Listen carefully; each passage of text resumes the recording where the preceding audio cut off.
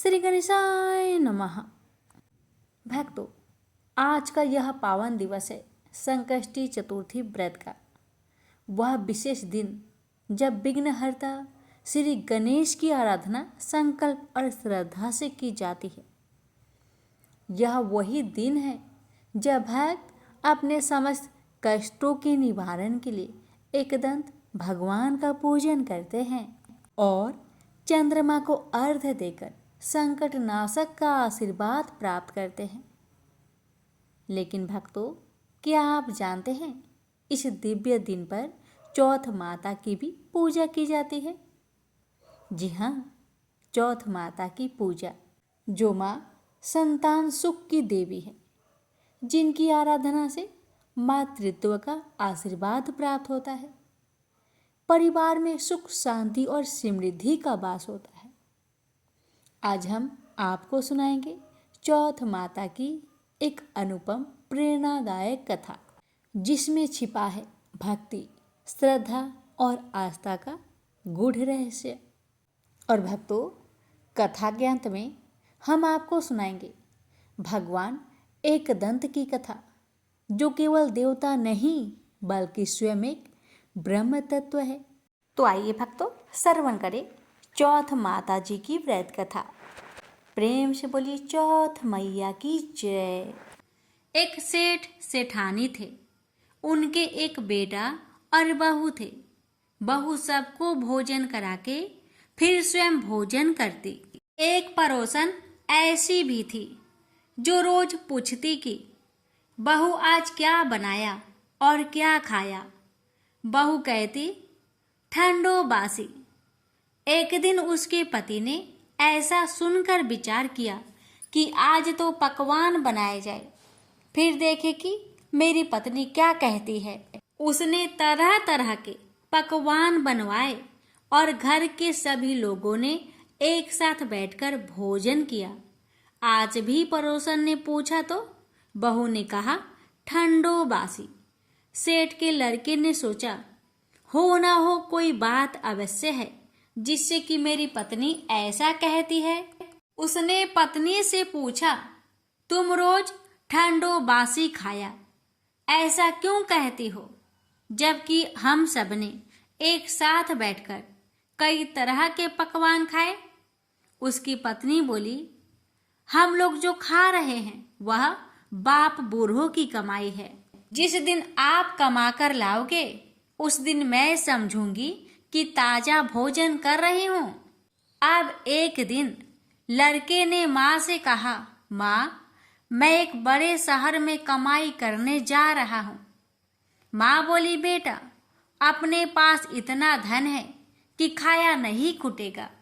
माँ के मना करने पर भी बेटे ने स्वयं कमाने का दृढ़ निश्चय कर लिया और जाते समय पत्नी से कहा, मैं जब तक कमाकर बहुत सा धन लेकर ना आऊं, तुम चूल्हे की आग मत बुझने देना। एक दिन चूल्हे की आग बुझ गई तो वह मन ही मन घबराने लगी, कहीं मेरे पति पर संकट तो नहीं आन पड़ा।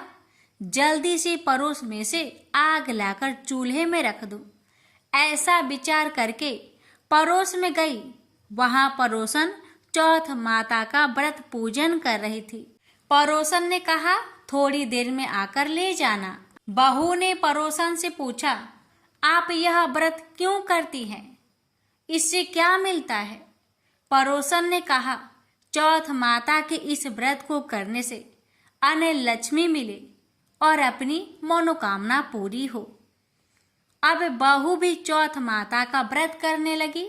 दीवार पर चौथ माता बनाई। उस दिन घी गुड़ का चूरमा बनाकर रात्रि को चंद्रमा को अर्घ्य देकर भोजन करती। ऐसा करते करते बहुत दिन हो गए।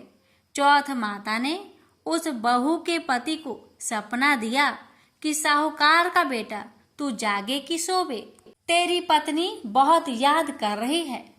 घर जाकर उसकी चिंता मिटा। तू दुकान खोलकर कंकु केसर का पगलिया बना के बैठ जाना। आज तेरा हिसाब किताब चुकता हो जाएगा। अब तो चौथ माता ने जैसा कहा था वैसा ही हुआ। उसने घर जाने की तैयारी की और गाड़ी भर के धन दौलत लेकर चल दिया। रास्ते में एक बड़ा सा काला नाग फन फैलाए बैठ गया और कहने लगा, आज तो मैं तुझे डसूंगा, छोड़ूंगा नहीं। आज तेरी आयु पूरी हो गई है। तो सेठ के लड़के ने कहा, आज चौथ माता ने मुझे सपना दिया है, तो मैं अपनी पत्नी से मिलने घर जा रहा हूँ। वहाँ मेरी पत्नी बहुत चिंता कर रही है। मैं उससे मिलकर जरूर आऊंगा, तब तुम मुझे डस लेना। नाग ने कहा, तुम शपथ पूर्वक कहकर जाओ तो मैं तुम्हें जाने दूंगा, परंतु लौट कर नहीं आए तो तुम्हारे घर आकर मैं तुम्हें डस लूंगा। इस प्रकार सर्प को वचन देकर वह अपने घर पहुंचा। वहां सभी से हंसी खुशी से मिला और भोजन करके उदास होकर बैठ गया। उसकी पत्नी ने उदास होने का कारण पूछा तो पति ने काले नाग वाली बात बताते हुए कहा, यदि मैं उसके पास नहीं जाऊंगा तो वह घर आकर मुझे डस लेगा। पत्नी बहुत चतुर थी।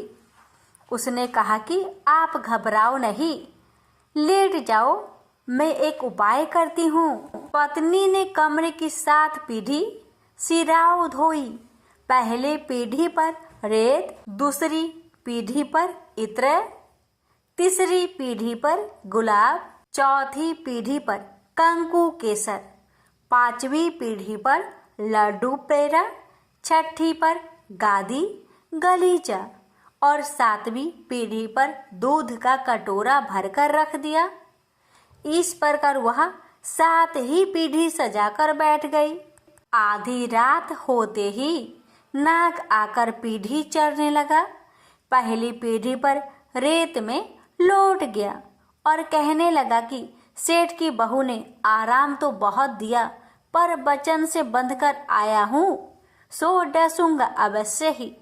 इस प्रकार 7 पीढ़ियों पर नाग आराम करता हुआ और कहता हुआ कि डसूंगा जरूर। कमरे में जाने ही वाला था कि चौथ माता ने विचार किया कि मैं इसे नहीं बचाऊंगी तो संसार में धर्म कर्म और व्रत पूजन को कौन मानेगा। अब तो गणेश जी, चंद्रमा जी और चौथ माता ने उसे बचाने का विचार किया। चंद्रमा जी ने उजाला किया, चौथ माता ढाल बनी और गणेश जी ने तलवार लेकर नाग को मार दिया और ढाल से ढक दिया। अब बहू भी थकी हारी सो गई। दिन उगा तो लोग बेटे से मिलने आए, परंतु बेटा बहू तो उठे ही नहीं थे। बहुत देर हो गई तो माँ उन्हें उठाने गई। माँ ने 7 पीढ़ियों पर जो कुछ देखा तो बहुत घबराई और बेटा बहू को आवाज लगाई, बेटा बहू। उठे तो देखा कि एक ढाल तलवार वहां पड़ी है। अब ढाल उठाई तो वहीं काला नाग मरा हुआ पड़ा है। बेटा बहू ने सोचा कि आज तो धर्म कर्म ही आड़े आए हैं, जो भगवान गणेश जी और चौथ माता ने अपनी रक्षा की है। हे चौथ माता, आपने जैसी सेठ के बेटे बहू की रक्षा की, वैसी ही रक्षा सबकी करना। प्रेम से बोलिए, चौथ माता की जय हो, गणेश भगवान जी की जय हो। एक नगर में एक बूढ़ी माँ रहती थी। वह अपने बेटे की सलामती के लिए 12 महीनों की चौथ का व्रत करती थी। हर चौथ को पंसारे से थोड़ा सा गुड़ और घी लाकर 4 लड्डू बनाती, एक बेटे को देती, एक से पूजा करती, एक हथकार के लिए निकालती और एक चांद उगने पर खुद खा लेती थी। एक बार उसका बेटा ताई से मिलने गया। ताई ने बैसाखी चौथ का व्रत रखा था। ताई से पूछा, माँ तो 12 चौथ करती है। ताई बोली, तेरी माँ तेरी कमाई से तरमाल खाने के लिए 12 चौथ करती है। तू परदेश जाए तो वह एक भी चौथ नहीं करेगी। लड़के को लगा ताई सच कह रही है। घर आकर माँ से कहा, मैं परदेश जा रहा हूँ, यहाँ तू मेरी कमाई खाने पीने में ही उड़ा देती है। माँ ने समझाकर रोकना चाहा, पर बेटा नहीं माना। माँ ने उसे साथ ले जाने के लिए चौथ माता के आंखें दिए और कहा, मुसीबत में ये आंखें तेरी मदद करेगी। वह आंखें लेकर रवाना हो गया। घूमते हुए एक नगर में पहुंचा। उसने देखा एक बूढ़ी माँ रोते जा रही थी और पुआ बनाते जा रही थी। उसने कारण पूछा तो बूढ़ी माई ने कहा, बेटा, इस नगर की पहाड़ी पर एक दैत्य रहता है। पहले वह नगर में आकर कई लोगों को खाने के लिए मार देता था। अब राजा हर घर से एक आदमी दैत्य के पास भेजता है और आज मेरे बेटे की बारी है, इसलिए रो रही हूँ और उसी के लिए पुए बना रही हूँ। वह बोला, तू पुए मुझे खिला दे, तेरे बेटे की जगह मैं चला जाता हूँ। बूढ़ी माँ ने खीर पुए उसे खिला दिए। खा पीकर वह सो गया। रात को राजा के सैनिक आए तो बूढ़ी माँ ने उसे भेज दिया। दैत्य के सामने पहुंचने पर उसने चौथ माता के आंखें दैत्य की तरफ फेंककर कहा, हे चौथ माता, यदि मेरी माँ मेरी सलामती के लिए व्रत करती है तो दैत्य का सिर कटकर गिर जाए। तुरंत दैत्य का सिर कटकर गिर गया। लड़का वापस आ गया। राजा ने उसे उपहार देकर विदा किया। चलते हुए एक दूसरे राजा के नगर में पहुंचा।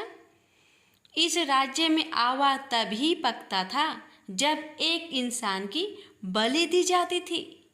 सिपाहियों ने उसे पकड़कर आवे में चुन दिया।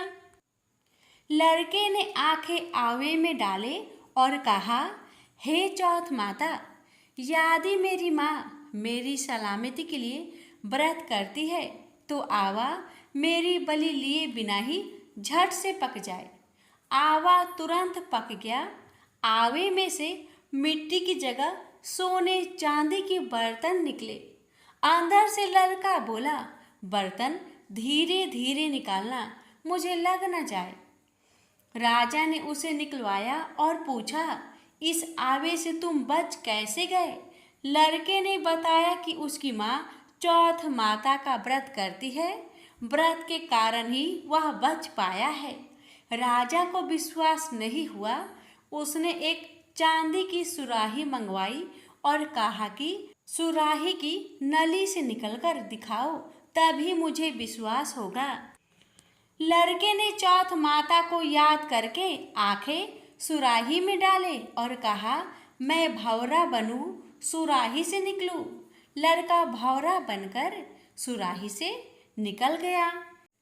राजा ने खुश होकर राजकुमारी की शादी उसके साथ करवाई और सभी लोगों को चौथ माता का व्रत करने को कहा। उसे माँ की याद आई। उसने राजा के पास जाकर खुद के नगर जाने की इच्छा जाहिर की। राजा ने रथ, घोड़ा, हाथी और खूब सारा दान दहेज देकर उन्हें विदा किया। चौथ के दिन अपने नगर पहुंचा। वह अकेला पंसारी के यहाँ माँ का इंतजार करने लगा। सोचा चौथ है तो माँ यहाँ जरूर आएगी। थोड़ी देर बाद लकड़ी टेकती हुई माँ आती दिखी। बेटा माँ के चरणों में गिर पड़ा। कहा, माँ, मैं तेरा बेटा हूँ, मुझे माफ़ कर दो। माँ ने उसे गले से लगा लिया। लोग चौथ माता की जय जयकार करने लगे। उस नगर के सभी लोग चौथ माता का व्रत करने लगे। हे चौथ माता, जैसे बूढ़ी माँ और उसके बेटे की सहायता की, वैसे हमारी भी करना। कहानी कहने और सुनने वाले पर कृपा करना। बोलिए चौथ माता की जय हो। गणेश भगवान जी की कथा। ये कथा है गणेश जी की एक दंत होने की। बात उस समय की है जब परशुराम ने अपनी प्रतिज्ञा के अनुसार पृथ्वी को क्षत्रियों से रहित कर दिया था। तब वे अपने गुरु भूतनाथ के चरणों में प्रणाम करने और गुरु पत्नी अम्बा तथा उनके नारायण तुल्य दोनों गुरुपुत्र कार्तिकेय और गणनायक को देखने की लालसा से कैलाश पहुँचे। वहाँ उन्होंने अत्यंत अद्भुत कैलाशपुरी का दर्शन किया। अपने गुरु की उस दिव्य पुरी के दर्शन कर उनका नंदन आनंद विभोर हो गए। फिर उन्होंने शिव का 15 योजन ऊंचा और 4 योजन विस्तृत अत्यंत सुंदर आश्रम देखा। परशुराम वहां सबसे मिले और उन्होंने सबसे बात की। इसके बाद वे नंदीकेश्वर से आज्ञा प्राप्त कर प्रसन्नता पूर्वक आश्रम के भीतर प्रविष्ट हुए। कुछ ही आगे जाने पर महातपस्वी परशुराम ने बहुमूल्य रत्नों से निर्मित सैकड़ों मंदिर देखे। उन्होंने वहां का भीतरी द्वार देखा जो नाना प्रकार की चित्रकारी से चित्रित तथा हीरे मोतियों की गुथी हुई मालाओं से अत्यंत शोभ्यमान था। परशुराम ने द्वार के बाएं भाग में अपने गुरुपुत्र कार्तिकेय को देखा और दाहिने ओर पार्वती नंदन गणेश तथा शिव पार्वती का अवलोकन किया। वे वहां रत्नाभरण भूषित बहुमूल्य रत्नों से बने सिंहासनों पर आसीन थे। परशुराम सबसे मिलते और प्रेम पूर्वक बात करते हुए प्रसन्नचित चित्त से आगे बढ़े ही थे कि गणेश ने उन्हें देखकर कहा, शूलपाणी इस समय शयन कर रहे हैं। मैं उन परम प्रभु की आज्ञा प्राप्त कर तत्काल तुम्हें साथ ले चलूंगा। बस इतनी देर रुक जाओ। परशुराम ने गणेश के सम्मुख खड़े खड़े उत्तर दिया, बंधुवर, मैं अपने गुरु शिव व माता पार्वती के दर्शन करना चाहता हूँ। मैं उनके चरणों में प्रणाम कर अभी लौट जाऊंगा। गणेश ने उन्हें अनेक प्रकार से समझाते हुए कहा, इस समय भूतेश्वर शिव एवं माता पार्वती अंतःपुर में है, अतएव अभी आपको वहां नहीं जाना चाहिए। परम गुरुदेव शिव एवं माता पार्वती के चरण कमलों के दर्शन करने का मेरा सहज अधिकार है। परशुराम अपने आग्रह पर दृढ़ थे, किंतु गणेश उन्हें अत्यंत विनय पूर्वक समझाते रहे। मैं तो परम पिता शिव एवं माता पार्वती के दर्शनार्थ जाऊंगा ही। यह कहकर परशुराम आगे बढ़ना ही चाहते थे कि गणेश ने उन्हें रोक दिया। 21 बार पृथ्वी को क्षत्रियों से रहित करने वाले भृगु नंदन कुपित हो गए और उनका गणेश से विवाद ही नहीं हुआ, हाथापाई भी होने लगी। कुमार कार्तिकेय ने उन्हें समझाने का प्रयास किया, किंतु क्रोध परशुराम ने उन्हें धक्का दे दिया, जिससे वह गिर गए। शिव पुत्र गणेश ने उठकर परशुराम की ओर डंडा के लिए उनकी भर्त्सना की, तो क्रोध परशुराम ने अपना तीक्ष्ण परशु उठा लिया। तब गणेश ने अपनी सूंड बढ़ाकर उन्हें उसमें लपेट लिया और घुमाने लगे। गणेश की सूंड में लिपटे परशुराम सर्वथा असहाय और निरुपाय थे। गणेश के योग बल से परशुराम स्तंभित रह गए। गणेश ने परशुराम को सप्तद्वीप, सप्त पर्वत, सप्त सागर, भूलोक, स्वर्गलोक, जनलोक, ध्रुवलोक, गौरीलोक और शंभुलोक में घुमाते हुए समुद्र में फेंक दिया। परशुराम समुद्र में तैरने लगे तो निरामयी गणनाथ ने उन्हें पुनः अपनी सूंड में उठा लिया और घुमाते हुए बैकुंठ धाम दिखाकर गोलोक धाम का दर्शन करा दिया। वहां परशुराम ने मंद मंद मुस्कुराते हुए बंसी विभूषित नव निरत श्री कृष्ण के साथ रासवेणी राधा का दर्शन किया, तो वे बार बार उनके मंगलमयी चरण कमलों में प्रणाम करने लगे। कुछ देर बाद परशुराम सचेत होकर पृथ्वी पर गिर पड़े। समय उनका प्रतिवादी मुख स्तंभ गणेश जी द्वारा किया हुआ स्तंभन भी दूर हो गया। तब उन्होंने अपने अभीष्ट देवता श्री कृष्ण के जगत गुरु शिव द्वारा प्रदत्त परम दुर्लभ स्रोत एवं कवच का स्मरण किया और संपूर्ण शक्ति से सूर्य की प्रभा के तुल्य तीक्ष्णतम अपने परशु से गौरी नंदन पर प्रहार कर दिया। गणेश ने अपने परम पूज्य पिता के अमोघ अस्त्र का सम्मान करने के लिए उसे अपने बाएं दांत से पकड़ लिया। शिव शक्ति के प्रभाव से वह तेजस्वी परशु गणेश के बाएं दांत को समूल काट कर पुनः रेणु का पुत्र परशुराम के हाथ में लौट आया। गणेश का दांत टूटते ही भयानक गर्जना हुई और रक्त का फवारा फूट पड़ा। मुंह से निकलकर रक्त से सना दांत भूतल पर गिर पड़ा। उस समय धरित्री कांप उठी। यह दृश्य कार्तिकेय, क्षेत्रपाल आदि पार्षद तथा शून्य में देवगण अत्यंत भयभीत होकर हाय हाय करने लगे। कैलाशवासी डर से मूर्छित हो गए। निंद्रापति सुधत्मा शिव की निंद्रा भंग हुई। बेटा यह क्या हुआ? दौड़ी हुई पार्वती आई तो उन्होंने अपने पुत्र गणेश के टूटे दांत तथा रक्त से सने हुए मुंह को देखा और देखा कि उनके हृदय खंड गणेश क्रोध शून्य परम शांत लज्जा से सिर झुकाए खड़े हैं। अत्यंत व्याकुल होकर उन्होंने स्कंद से पूछा, क्या बात है? यह कैसे हुआ? स्कंद द्वारा संपूर्ण वृत्तांत सुनकर पार्वती अत्यंत क्रोध हुई और अपने प्रिय पुत्र गणेश जी को सीने से लगाकर रोती हुई शिव से बोली, मेरे पुत्र गणेश और आपके शिष्य परशुराम में किसका दोष है? आप ही निर्णय करें।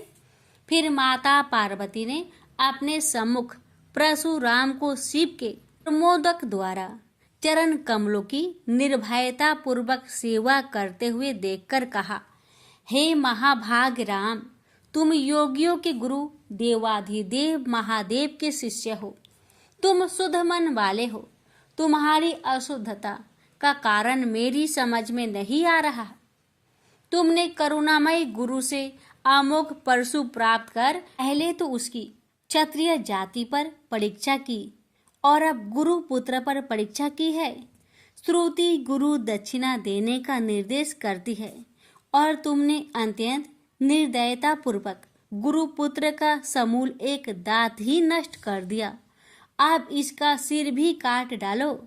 चरमता का अमोघ परशु प्राप्त कर ले तो क्षुद्र श्रृंगाल भी वनराज को मार सकता है। इतना कहकर क्रोध से भगवती पार्वती परशुराम को मारने के लिए प्रस्तुत हो गई। भयवश परशुराम ने मन ही मन करुणा सागर गुरु को प्रणाम कर अपने इष्ट देव गोलोकनाथ श्री कृष्ण का स्मरण किया। तभी पार्वती ने अपने सम्मुख एक बौने ब्राह्मण बालक को देखा। उस पर तेजस्वी ब्राह्मण बालक को देखकर आतुरता से भगवान शंकर ने भक्ति पूर्वक मस्तक झुकाकर प्रणाम किया। उसके बाद माता पार्वती ने भी उसे प्रणाम किया। परम तेजस्वी ब्राह्मण बालक ने शिव एवं पार्वती को शुभ आशीर्वाद प्रदान किया। यह दृश्य देखकर कैलाशवासी बालक बालिकाएं भयभीत एवं चकित हो गए। फिर भगवान शंकर ने उनका पूजन किया। वे वामन भगवान रत्न सिंहासन पर विराजमान थे। उनका उत्कृष्ट तेज सर्वत्र फैल रहा था। भगवान शंकर ने मधुर शब्दों में कहा, आज मेरा परम सौभाग्य है जो आपने कृपा पूर्वक मेरे यहाँ पधारकर मुझे सेवा का अवसर प्रदान किया है। सुतोष शिव की मधुर वाणी से प्रसन्न होकर ब्राह्मण बाल रूपी स्वयं श्री हरि ने गंभीर स्वर में कहा, आप लोग की वर्तमान स्थिति जानकर मैं श्वेत द्वीप से आ रहा हूँ। मेरे भक्तों का कभी अमंगल नहीं होता। मेरा सहस्त्र सार उनके रक्षार्थ प्रतिक्षण प्रस्तुत रहता है, किंतु गुरु के रुष्ट होने पर मैं विवश हो जाता हूँ। गुरु की अवहेलना बलवती होती है। विद्या और मंत्र प्रदान करने वाला गुरु अभिष्ट देव से 100 गुना श्रेष्ठ है। गुरु से बढ़कर कोई देवता नहीं है। पार्वती से बढ़कर कोई पतिव्रता नहीं है तथा गणेश से उत्तम कोई जितेंद्रिय नहीं है। भृगु नंदन ने गुरु पत्नी एवं गुरु पुत्र की अवहेलना कर दी है, उसी का मार्जन करने के लिए मैं यहाँ उपस्थित हुआ हूँ। श्री हरि ने भगवान शंकर के बाद भगवती पार्वती से कहा, तुम जग जननी हो, तुम्हारे लिए गणेश, कार्तिकेय और परशुराम भी पुत्र तुल्य है। इन परशुराम ने स्नेह के प्रति शिव और तुम्हारे मन में भेद नहीं है। आता एवं जो उचित समझो करो। देव बड़ा प्रबल होता है। बालकों का यह विवाद तो देव दोष से ही घटित हुआ है। तुम्हारे इस प्रिय पुत्र का एक दंत नाम वेदों में प्रसिद्ध है। फिर श्री हरि ने परशुराम से कहा, राम, तुमने क्रोधवश शिवा पुत्र गणेश का दांत तोड़कर अनुचित किया है। इस कारण तुम निश्चय ही अपराधी हो। ये सर्वशक्ति स्वरूपा पार्वती प्रकृति से परे और निर्गुण है। श्री कृष्ण भी इन्हीं की शक्ति से शक्तिशाली हुए हैं। ये समस्त देवताओं की जननी है। तुम इनकी स्तुति कर इन्हें संतुष्ट करो। इतना कहकर श्री हरि बैकुंठ के लिए प्रस्थान कर गए।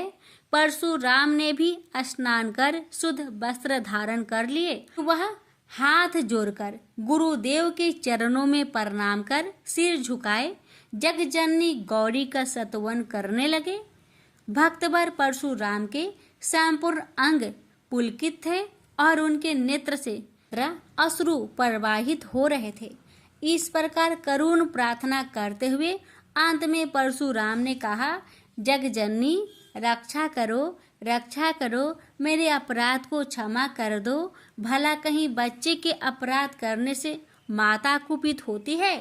यह कहकर परशुराम ने माता पार्वती के चरणों में प्रणाम कर अत्यंत दुखी होकर रोने लगे। परशुराम की करुण प्रार्थना से करुणामयी पार्वती का हृदय द्रवित हो गया।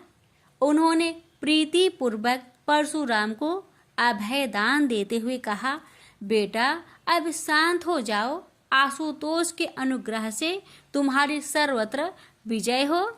सर्वतरात्मा श्री हरि तुम पर सदा प्रसन्न रहे। गुरुदेव शिव में तुम्हारी भक्ति सुदृढ़ रहे। तुम अमर हो जाओ। इसी प्रकार दयामयी पार्वती ने परशुराम को आशीर्वाद दिया और वे अपने अंतपुर में चली गई। उस समय वहां श्री भगवान के मंगल नाम का उच्च घोष होने लगा। फिर परशुराम ने एक दंत गणेश का स्तवन किया और गंधे, पुष्प, धूप, दीप एवं तुलसी रहित नैवेद्य आदि से लंबोदर की प्रीति पूर्वक पूजा की। परशुराम ने भक्ति भाव से भाई गणेश को संतुष्ट कर माता पार्वती एवं कृपा सिंधु त्रिलोचन के चरणों में प्रणाम किया। फिर उन्होंने गुरु की आज्ञा प्राप्त कर प्रसन्नता पूर्वक वहां से प्रस्थान किए। प्रेम से बोलिए गौरी पुत्र गणेश भगवान की जय। हर हर महादेव। माता पार्वती की जय।